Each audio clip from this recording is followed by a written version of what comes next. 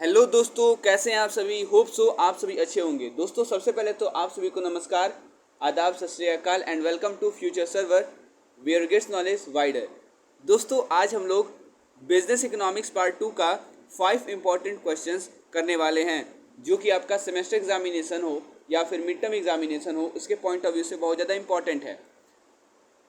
और दोस्तों केवल ये प्रेडिक्शन है, केवल एक तरह का प्रेडिक्शन है जो कि मैं कर रहा हूँ एनालिसिस के बेसिस पर और प्रीवियस ईयर क्वेश्चन के बेसिस पर, साथ ही साथ अलग अलग आपके असाइनमेंट क्वेश्चंस के बेसिस पर भी ये एनालिसिस है ऑफ बिजनेस इकोनॉमिक्स।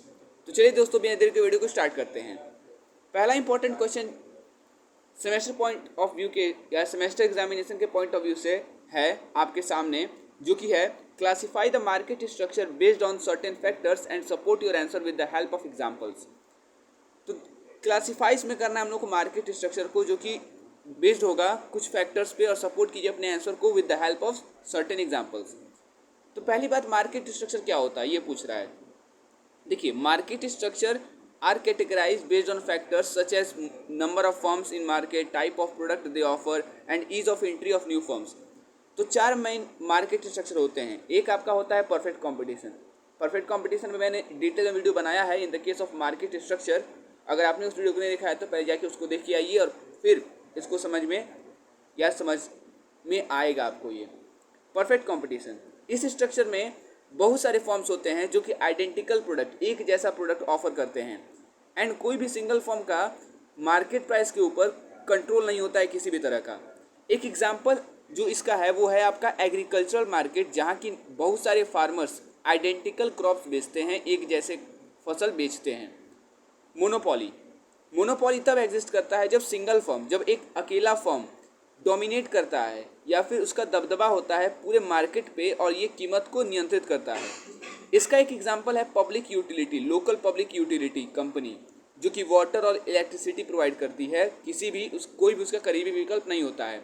और इस मोनोपोली का एक और बेस्ट एग्जांपल है और वो है आपका रेलवे, क्योंकि रेलवे आपको जहाँ जहाँ तक पहुँचाता है, ये बात कहते हुए मुझे हंसी आ रही है, बट रेलवे जहाँ जहाँ तक आपको पहुँचाता है वहाँ तक आपको कोई नहीं पहुँचा सकता। कहने का मतलब है रेलवे का कोई दूसरा विकल्प नहीं है, कोई दूसरा सब्स्टिट्यूट नहीं है।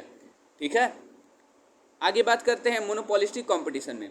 इस स्ट्रक्चर में बहुत सारे फर्म्स जो होते हैं वो स्लाइटली डिफरेंशिएटेड प्रोडक्ट ऑफर करते हैं। इसके बारे में भी मैंने आज वीडियो डाला था on our channel about monopolistic competition in the imperfect market. तो इम्परफेक्ट मार्केट का ये एक तरह का फॉर्म होता है मोनोपोलिस्टिक कंपटीशन। और इसमें मैंने आपको बताया था कि यहाँ पे जो फॉर्म्स होती हैं क्या करती हैं, स्लाइटली डिफरेंशिएटेड प्रोडक्ट क्या करती हैं, बेचती हैं, जिससे कि ये अलाउ करता है उनको कि कुछ इन्फ्लुएंस करते हैं ये कीमत के ऊपर। कहने का मतलब है स्लाइटली डिफरेंशिएटेड प्रोडक्ट बेचते हैं, तो यही कारण है कि इनका जो प्राइस के ऊपर कंट्रोल होता है वह भी स्लाइटली होता है, वह भी हल्का सा होता है। रेस्टोरेंट और रिटेल स्टोर इसका एग्जांपल है मोनोपोलिस्टिक कंपटीशन का, क्योंकि ये अलग अलग प्रोडक्ट बेचते हैं, लेकिन बिजनेस या यूँ कहें तो इंडस्ट्री सेम होता है। इंडस्ट्री सेम होना चाहिए बट वैरायटी, क्वालिटी, ब्रांडिंग ये अलग होना चाहिए, तो आपका मोनोपोलिस्टिक कंपटीशन या मोनोपोलिस्टिक मार्केट होता है। बात करते हैं ओलिगोपोली के बारे में। ओलिगोपोली मार्केट या ओलिगोपोलिस्टिक मार्केट, यहाँ पे कुछ ही फर्म्स होते हैं, लेकिन ये कुछ फर्म्स बहुत बड़े होते हैं। मीन्स इनका जो मार्केट शेयर पे कंट्रोल है वो मेजॉरिटी में होता है। ये जो फर्म्स हैं ये आमतौर पर नॉन प्राइस कंपटीशन में एंगेज होते हैं। कहने का मतलब है एडवर्टाइजिंग, कहने का मतलब है मार्केटिंग, कहने का मतलब है कस्टमर सर्विस, इन सब नॉन प्राइस कंपटीशन का यूज़ करते हैं। ठीक है, एक एग्जांपल इस ओलिगोपोली का है smartphone industry with a few major player dominating the market, क्योंकि यहाँ पे कुछ ही मेजर प्लेयर हैं जो कि मार्केट को डोमिनेट कर रहे हैं, मार्केट पे उनका दबदबा है। तो ये आपका ओलिगोपोली का एक बेस्ट एग्जांपल है। तो ये आपका पहला इंपॉर्टेंट क्वेश्चन था। बात करते हैं अपने दूसरे इंपॉर्टेंट क्वेश्चन के बारे में, और ये कुछ मेन टॉपिक्स हैं जो कि अभी तक आपने चैप्टर में नहीं पढ़ा है, बट हाँ सिलेबस के अकॉर्डिंग है वो सारी चीज़ें, लेकिन उनको पढ़ना पहली प्रायोरिटी है और फिर उसको पढ़ना आपकी दूसरी प्रायोरिटी होनी चाहिए। But first priority should be your completing your syllabus chapter wise. ठीक है, तो उसका प्लेलिस्ट मैंने तैयार कर दिया है बिजनेस इकोनॉमिक्स 2 का, यानी बिजनेस इकोनॉमिक्स पार्ट 2 का। वहाँ से जाके आप प्लेलिस्ट में बिंज वॉच कर सकते हैं पूरे वीडियोस को। ठीक है, there I critically explain the following theories. कुछ थ्योरीज हैं उसको हम लोग को एक्सप्लेन करना है या एग्जामिन करना है। पहला थ्योरी है standard of living theory of wages. दूसरा थ्योरी है रेसिडुअल क्लेमिनेट थ्योरी ऑफ वेजेस, तीसरा है loanable fund theory of interest. तो पहले हम बात करते हैं standard of living theory of wages के बारे में। तो जो आपका standard of living theory of wages है, ये सजेस्ट करता है कि जो वेजेस हैं ये डिटरमाइन होते हैं, तय किए जाते हैं परसिव्ड स्टैंडर्ड ऑफ लिविंग के हिसाब से इन अ सोसाइटी। मतलब स्टैंडर्ड ऑफ लिविंग सोसाइटी में क्या है उसके हिसाब से वेजेस को पता किया जाता है, वेजेस को डिटरमाइन किया जाता है।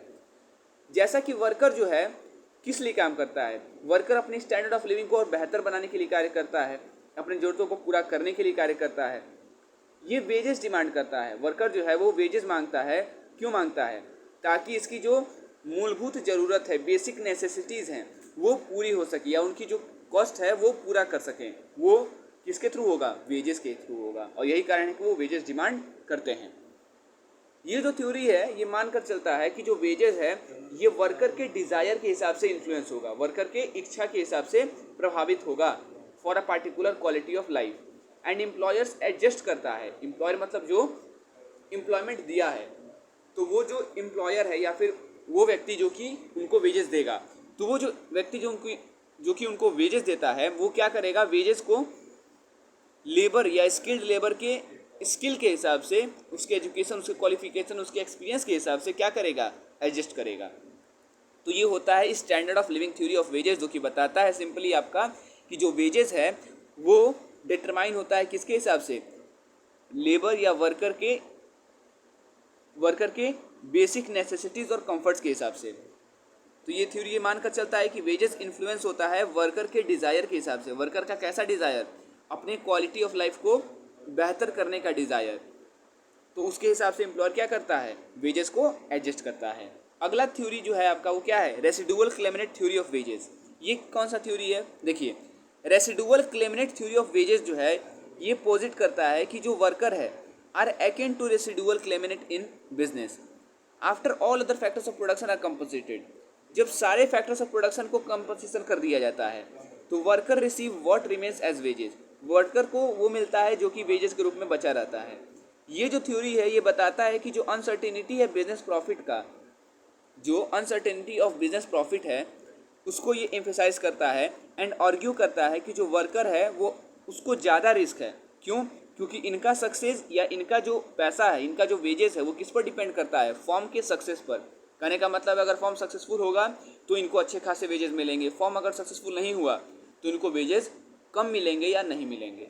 तो ये कहना है किसका, रेसिडुअल क्लेमिनेट थ्योरी ऑफ वेजेस का, कि इसमें जो वेजेस है वर्कर का वो किस पर डिपेंड करता है, बिजनेस के सक्सेस पर, और बिजनेस का सक्सेस अगर होगा तो इनको वेजेस अच्छे खासे मिलेंगे, बिजनेस का सक्सेस अगर नहीं होगा तो इनको वेजेस कम मिलेंगे या नहीं मिलेंगे।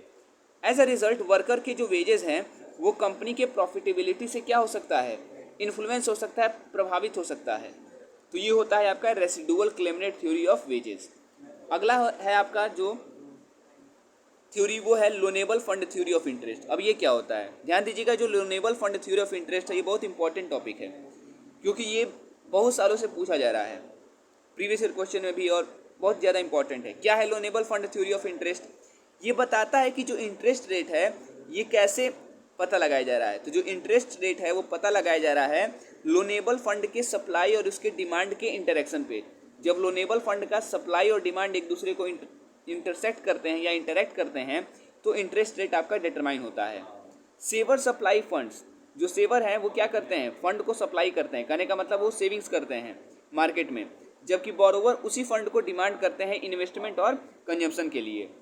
The interest rate serve as the equilibrium point, यहाँ पे जो इक्विलिब्रियम पॉइंट है उसका काम करता है आपका इंटरेस्ट रेट, जहाँ की डिमांड जो है फंड के लिए वो अवेलेबल सप्लाई से मैच करता है।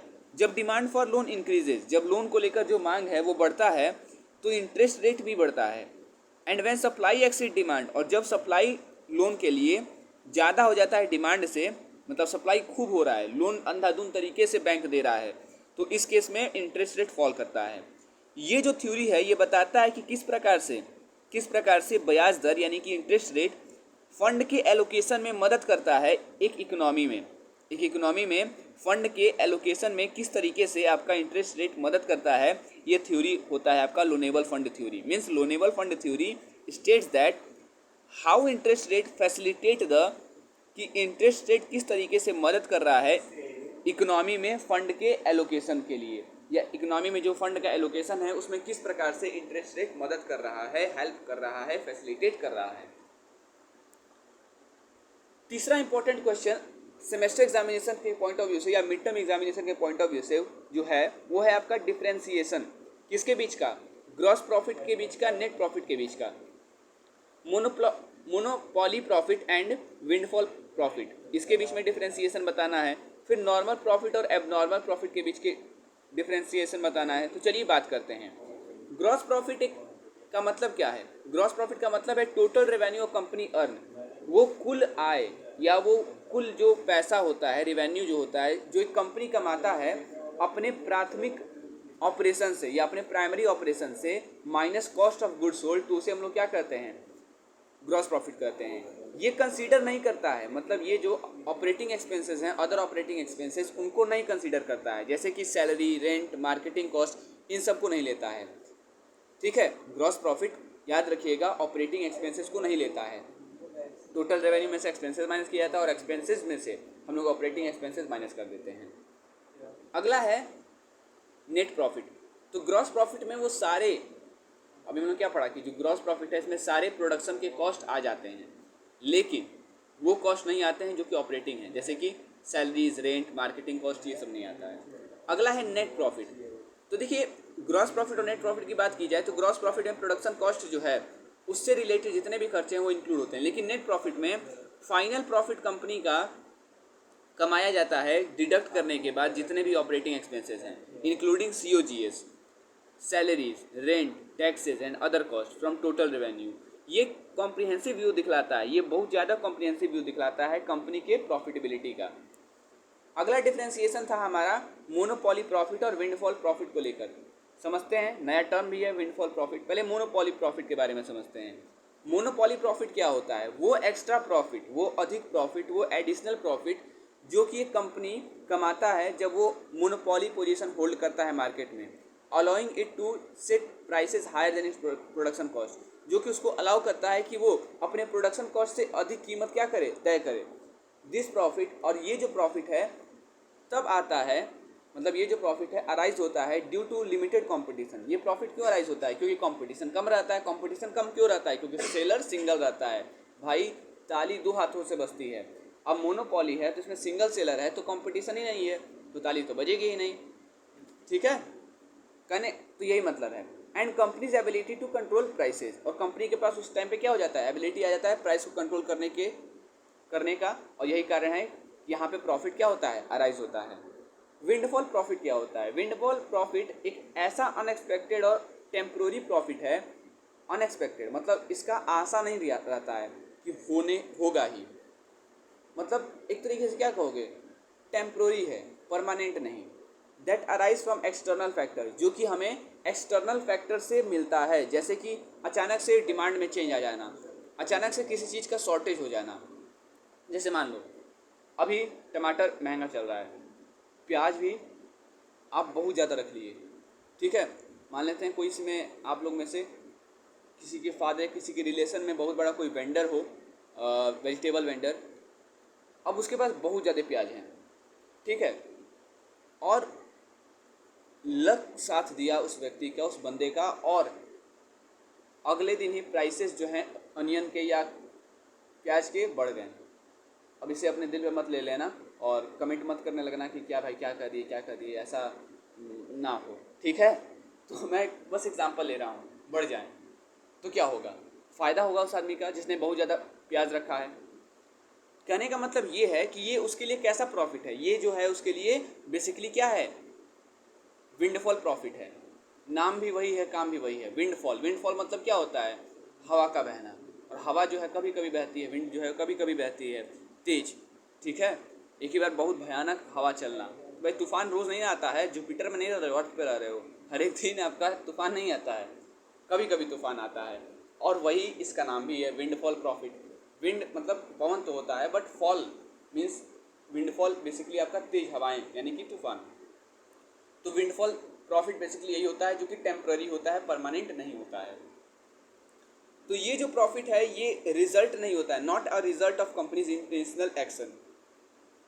अब क्या कहोगे आप, ये कोई उसका एक्शन है क्या? उसके कुछ कार्य करने की वजह से ये प्रॉफिट उसको हो रहा है? नहीं भाई, कोई इरादा नहीं था, मैंने बस प्याज ज़्यादा रखा था, गलती हो गई थी, लेकिन भगवान ने इस गलती को मेरे फ़ायदे में तब्दील कर दिया, लक साथ दिया और अगले दिन अनियन का प्राइस बढ़ गया।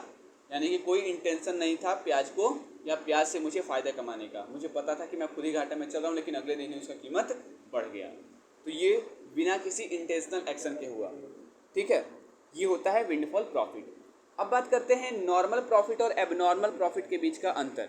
Normal profit minimum level of profit बताता है जिसकी ज़रूरत एक बिजनेस को ऑपरेट करने के लिए है लॉन्ग रन में। इसमें सारे एक्सप्लिसिट और इम्प्लिसिट कॉस्ट आ जाते हैं, जैसे कि एंटरप्रेन्योर का opportunity cost. Normal profit indicate करता है कि business is earning enough, business इतना कमा ले रहा है कि उसका कॉस्ट जो है कवर हो जा रहा है विदाउट जनरेटिंग एक्सेस प्रॉफिट, यानी कि नॉर्मल प्रॉफिट में कोई एक्सेस प्रॉफिट नहीं होता। एबनॉर्मल प्रॉफिट, इसको हम लोग सुपर नॉर्मल प्रॉफिट या इकोनॉमिक प्रॉफिट भी कहते हैं। ये वो प्रॉफिट होता है जो कि नॉर्मल प्रॉफिट से ज़्यादा मिलता है। ये तब होता है जब कोई company necessary level of profit से ज़्यादा कमाता है बिजनेस में रहने के लिए। एबनॉर्मल प्रॉफिट आमतौर से टेम्पररी होता है। क्या होता है? टेम्पररी होता है, जिस तरीके से कि विंडफॉल प्रॉफिट है। हाँ, तो एबनॉर्मल प्रॉफिट अपने आप में टेम्पररी होता है, ये कंपटीशन को बढ़ाता है, which tends to drive down prices, जिससे कि क्या होता है, प्राइस कम होता है एंड इवेंचुअली जो प्रॉफिट का भी लेवल होता है वो क्या हो जाता है, कम हो जाता है और नॉर्मल प्रॉफिट पे आ जाता है। यानी कि पहले नॉर्मल प्रॉफिट होगा, ज़्यादा समय लॉन्ग रन में नॉर्मल प्रॉफिट होगा, लेकिन शॉर्ट रन में अगर आपको एबनॉर्मल प्रॉफिट होता है तो वो लॉन्ग रन में क्या हो जाएगा, नॉर्मल प्रॉफिट में कन्वर्ट हो जाएगा। क्यों? क्योंकि एबनॉर्मल प्रॉफिट अधिक से, अब देखो मान लो एक कंपनी ऑपरेट कर रही है, नॉर्मल प्रॉफिट चल रहा है, लेकिन कुछ अचानक से कुछ ऐसा हुआ कि प्रॉफिट सब ज़्यादा कमाने लगे, तो दूसरे फॉर्म वाले भी क्या देखेंगे कि बड़ा इस इंडस्ट्री में फ़ायदा है भाई, चलो एंटर कर जाते हैं। वो एंटर कर गए। अब इससे क्या होगा, इससे बहुत सारे फर्म्स हो जाएंगे, लोगों के पास ज़्यादा विकल्प हो जाएगा, तो कोई भी प्राइसेस को ज़्यादा नहीं रखेगा, कम रखेगा। क्यों? क्योंकि आप जान रहे हो कि भाई उपभोक्ताओं के पास, कंज्यूमर्स के पास, ग्राहकों के पास, कस्टमर्स के पास ज़्यादा विकल्प मौजूद हैं, तो हमें कीमत को कम करना पड़ेगा। मतलब ये कि हमें अपने प्रॉफिट को कम करना पड़ेगा। और प्रॉफिट को कम क्यों करना पड़ा? क्योंकि ज़्यादा से ज़्यादा लोग आ गए। और ज़्यादा से ज़्यादा लोग क्यों आए? क्योंकि आपने एबनॉर्मल प्रॉफिट कमाया। यानी कि लॉन्ग रन में आप हमेशा नॉर्मल प्रॉफिट ही कमाते हो, लेकिन शॉर्ट रन में कभी कभार आपको एबनॉर्मल प्रॉफिट हो जाता है। एबनॉर्मल प्रॉफिट सिंपली आपका जो प्रॉफिट होता है। अगला क्वेश्चन जो इम्पोर्टेंट है वो है आपका, explain the concept of oligopoly, what are the features and types of oligopoly. यहाँ पूछ रहा है कि ऑलिगोपोली का कॉन्सेप्ट क्या होता है और क्या क्या फीचर्स और इसके टाइप्स हैं। तो ऑलिगोपोली मार्केट स्ट्रक्चर वो होता है जहाँ की नंबर ऑफ फर्म्स छोटे होते हैं, लेकिन जो भी होते हैं उनका जो स्केल ऑफ ऑपरेशन है, उनका जो शेयर का जो मार्केट में शेयर है वो ज़्यादा होता है। This firms have significant influence over market price and competition due to their interdependence. क्योंकि यहाँ पे जो फर्म्स होते हैं ना वो इंटरडिपेंडेंट होते हैं, विच मीन्स कि इनका डिसीजन एक दूसरे को अफेक्ट करता है। फीचर्स ऑफ ऑलिगोपोली इंक्लूड, अब कुछ फीचर्स हैं ऑलिगोपोली के। पहला ये है कि फ्यू फर्म्स, यहाँ पे जो नंबर ऑफ फर्म्स होते हैं वो स्मॉल होते हैं, आमतौर से 2 से 10, लेकिन जो भी होते हैं वो बहुत बड़े बड़े फर्म्स होते हैं। इंटरडिपेंडेंस, एक फर्म का डिसीजन प्राइस के रिगार्डिंग, प्रोडक्शन के रिगार्डिंग, अदर स्ट्रेटजीज के रिगार्डिंग दूसरे कॉम्पिटिटर्स के एक्शन को क्या करेगा, प्रभावित करेगा, इन्फ्लुएंस करेगा। नॉन प्राइस कंपटीशन, यहाँ पे जो कंपटीशन होता है वो आमतौर से नॉन प्राइस कंपटीशन होता है, मतलब अदर देन प्राइस। अब नॉन प्राइस कंपटीशन में क्या क्या आ जाता है आपका, प्रोडक्ट डिफ्रेंसिएशन, अलग प्रोडक्ट बना देना, मार्केटिंग करना, एडवर्टाइजिंग करना, कस्टमर सर्विस देना, तो ये सब नॉन प्राइस कंपटीशन है और ये अधिकतर कहाँ होता है, ऑलिगोपोली में। अब बात करते हैं barriers to entry. High barriers, बहुत ज़्यादा बैरियर होता है। क्यों? क्योंकि यहाँ पे जो फर्म्स हैं वो लार्ज नंबर में हैं, स्मॉल नंबर में हैं, लेकिन जो भी हैं वो लार्ज स्केल पे ऑपरेट कर रही हैं। यानी कि अगर दूसरे फर्म को भी आना है तो उसको लार्ज स्केल पर, हायर स्केल पर ऑपरेट करना पड़ेगा। यानी कि आना मुश्किल है, लेकिन जा आप सकते हो। ठीक है, जिससे कि ये डिफ़िकल्ट बनाता है नए फर्म्स को मार्केट में एंटर करने में। तो बैरियर होता है एंट्री के लिए, एग्जिट के लिए नहीं। म्यूचुअल इंटरेक्शन, फर्म्स में कॉल्यूड और completely aggressively leading to various degree of cooperation and competition. Firm एक साथ आ सकती हैं और कॉपरेशन और कॉम्पिटिशन के अलग अलग डिग्रीज को क्या कर सकती हैं, मेंटेन कर सकती हैं। आमतौर से दो तरह के आपके ओलिगोपॉली होते हैं। एक होता है आपका ओलिगोपॉली कॉल्यूसिव ओलिगोपॉली और एक होता है आपका नॉन कॉल्यूसिव ओलिगोपॉली। कॉल्यूसिव ओलिगोपॉली एक ऐसा केस होता है जिसमें कि फर्म कॉपरेट करती हैं और एक सिंगल एंटिटी का काम करती हैं जॉइंट प्रॉफिट को बढ़ाने का। दिस कुड इन्वॉल्व, अब इसमें प्राइस फिक्सिंग हो सकता है, आउटपुट कोटाज हो सकता है, जिससे कि क्या होगा, कॉम्पिटिटिव प्राइसिंग की कमी आएगी, यानी कि कंपटीशन कम हो जाएगा, क्योंकि बहुत सारे फर्म्स एक साथ मिल गए किस लिए, प्रॉफिट कमाने के उद्देश्य से, और जिससे कि कंपटीशन कम हो गया। कंपटीशन कम होने से होगा क्या कि मन मर्जी जो भी प्रोडक्ट है वो बनाएंगे और इससे चीटिंग होगा और एक्सप्लॉइटेशन होगा किसका, कस्टमर्स का। नॉन कॉल्यूसिव ओलिगोपॉली, यहाँ पे फर्म्स कंपटीशन करते हैं बिना फॉर्मल कॉल्यूजन के और इससे इंटेंस कंपटीशन हो सकता है, क्योंकि फर्म जो है वो स्ट्राइव करता है टू डिफरेंशिएट देयर प्रोडक्ट, अपने प्रोडक्ट को अलग दिखलाने के लिए, और स्ट्रेटेजिक प्राइसिंग का यूज़ करता है to gain an edge. Explain the marginal productivity theory of distribution and state its assumption. Last आपका इंपॉर्टेंट क्वेश्चन सेमेस्टर एग्जामिनेशन के पॉइंट ऑफ व्यू से या मिड टर्म एग्जामिनेशन के पॉइंट ऑफ व्यू से जो है वो है आपका explain marginal productivity theory of distribution. यानी कि हमें यहाँ पे एक्सप्लेन करना है थ्योरी ऑफ डिस्ट्रीब्यूशन का जो मार्जिनल प्रोडक्टिविटी थ्योरी है उसको, और उसके एग्जाम्पशंस भी बताने हैं। तो पहले एग्जाम्पशन समझ लेते हैं, फिर उसके थ्योरी को समझते हैं। एग्जाम्पशन समझ रहे हैं, मान्यताएं, क्या क्या चीज़ें मान के चला जाए। तो पहला है परफेक्ट कॉम्पिटिशन। थ्योरी ये मान कर चलता है, ये जो थ्योरी है ये एज्यूम करता है कि जो परफेक्टली कॉम्पिटिटिव मार्केट है, जहाँ की फर्म्स प्राइस टेकर होते हैं, जहाँ की फर्म्स क्या होते हैं, प्राइस टेकर होते हैं, प्राइस मेकर नहीं होते हैं, एंड कैन हायर मच, और ये चाहें तो जितना चाहें उतना फैक्टर ऑफ प्रोडक्शन हायर कर सकते हैं जिसकी उनको आवश्यकता है गिवन मार्केट वेज पर और रेंटल रेट पर। तो ये मानकर चलना है कि competition marginal productivity theory of distribution के हिसाब से कंपटीशन मार्केट में कैसा चल रहा है, परफेक्ट चल रहा है, यानी कि यहाँ पे फर्म क्या होगा, प्राइस टेकर होगा, प्राइस मेकर नहीं। ये चीज़ आपको मानकर चलना है। दूसरी मान्यता आपको क्या लेकर चल रही है, या दूसरा चीज़ आपको क्या मानकर चलना है, तो दूसरा चीज़ आपको मान कर चलना है कि यहाँ पे जो प्रोडक्टिविटी है वो कैसी होगी, डिमिनिशिंग मार्जिनल प्रोडक्टिविटी होगी। कहने का मतलब है कि यहाँ पे आपको मान कर चलना है कि जितना अधिक से अधिक यूनिट फैक्टर का हम लोग एम्प्लॉय करेंगे अदर फैक्टर्स को कांस्टेंट रखते हुए, तो जो मार्जिनल प्रोडक्टिविटी होगा उस फैक्टर का वो इवेंचुअली धीरे धीरे डिक्रीज करेगा। लेकिन ये सारी चीज़ें मानना है, होगा या नहीं होगा ये नहीं करना है, मान के चलना है। ये रिफ्लेक्ट करता है, ये दर्शाता है concept diminishing return to a specific factor के बारे में।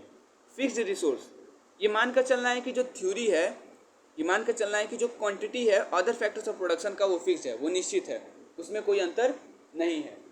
मतलब क्या है कि जो क्वांटिटी रहेगा अदर फैक्टर्स ऑफ प्रोडक्शन का वो निश्चित रहेगा। मीनिंग ये है कि अगर इनकम में किसी एक फैक्टर के इनकम में चेंज आएगा तो ये दूसरे फैक्टर जिसका यूज़ किया जा रहा है उसके क्वांटिटी में अफेक्ट या उसकी क्वांटिटी पर अफेक्ट नहीं करेगा।